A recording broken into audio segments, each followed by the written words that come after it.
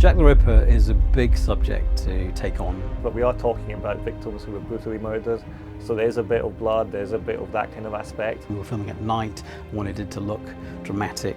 I think that way of telling a story is quite important. There you go, my love.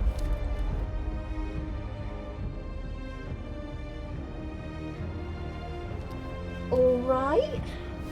Thank you. So, we was both killed on the same night, more or less round the corner from one another. There you go, my love.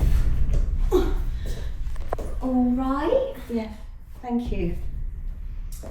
So, we was both killed on the same night, more or less round the corner from one another.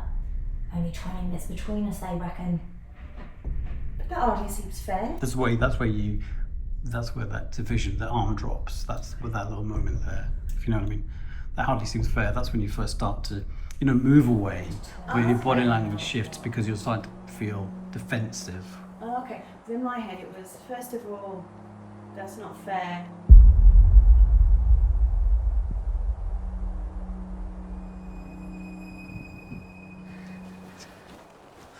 There you are. Is that okay? Yeah, not Yeah. bad.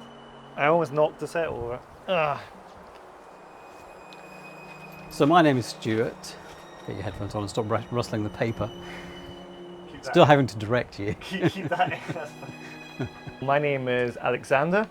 My main job's on History Hacked. I'm the co-producer, presenter, social media guru in a way, in terms of posting stuff on our YouTube and TikTok channels, and just general dog's body and helping Stuart carry in some of the equipment and doing quite a bad job helping him to set up under his instruction. So my name is Stuart. I'm one half of the History Hacked team. I usually take the role of director and co-producer. I think at History Hacked, our ethos is very much tackling the bigger stories, the bigger parts of history, and also the smaller stories, but from a different angle. Jack the Ripper is a big subject to take on for our first sort of major documentary. And I've seen many documentaries about it in the past, and I've always felt that a lot of them anyway, have missed the mark. They've sort of romanticized the brutality of a killer. So the idea behind it for me, in the origin of it, was to kind of strip that back and look at the reality more of who Jack was and what he'd actually done. I think the biggest challenge is, of course, well, for myself as a presenter, learning the lines, and not just learning the lines, delivering them in a way that I wanted to, making sure that I was passionate about the topic, which I am, and also delivering them in an environment outdoors, in busy streets with tourists and cars, and interrupted by sirens a lot. Sorry, someone bumped into me. London, 1888. A city bursting with industrial power, of Victorian confidence and empire, yet suffering under the weight of poverty and crime.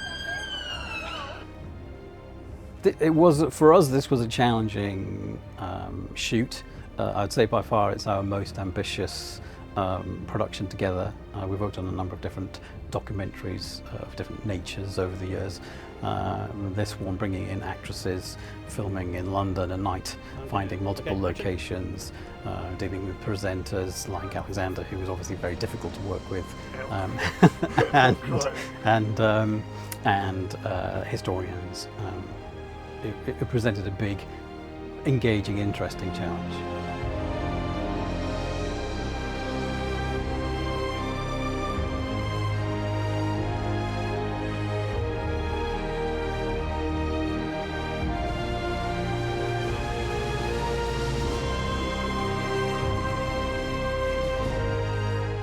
Don't film this bit. Don't film this bit. It's really difficult. Every time you say don't film this bit, I will film.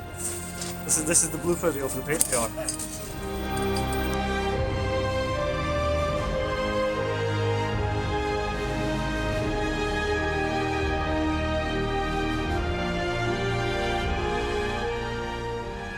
To extend the universe, create some shots that would be difficult to do in other ways, and just add a sense of scale and drama. I actually used Blender 3D to create some CGI sequences that hopefully just added another level in a very subtle way.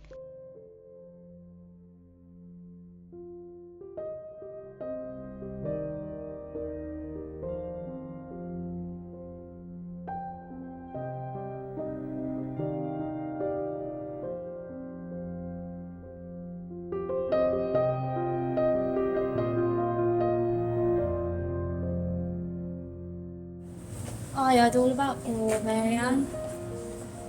Didn't think I'd be next, so did I? Hi, I'm Witsia. I'm playing the role of Anne Chapman, and we're in Whitechapel filming right now, and it felt very surreal to actually feel like Anne and actually feel what she was experiencing at the time, maybe what would have driven her into meeting Jack and the experiences that she would have felt as, and I'm very privileged and honoured to play her part. I think creatively we did lean into a bit of the ghost story kind of aspect of Jack the Ripper. So I came up with an idea for doing a teaser trailer for which we hired in an actress who did a fantastic job, Grace. And she was really a proof of concept that gave us the confidence to evolve the idea into bringing the victims to life in a much more real way than is typically done. I've seen loads of Jack the Ripper documentaries where there are actresses that play the parts, but they tend to not speak. They tend to stand around, look at the camera, and be quite passive. So I wanted to switch that around, make the victims the center, and that then influenced the direction we took visually. We were filming at night. I wanted it to look dramatic. I wanted it to feel visceral. I know it's dangerous out here, but what other choice do I have? I have to eat. Why did young women like me walk about Whitechapel so late at night? All that poverty and desperation put us in the path of the Ripper. But we are talking about victims who were brutally murdered, so there's a bit of blood, there's a bit of that kind of aspect. But we did focus on telling the stories through the victims themselves, through the eyes and stories of the victims. And I think we get that across quite well by using the actresses who were fantastic. The emotional impact of it is quite interesting. I mentioned Grace. She feels a very strong connection to Mary Jane Kelly, the role that she played in the documentary. So starting with her and her strong, passionate connection for the victim that she played. But I think that everybody involved felt a kind of a responsibility to do it justice.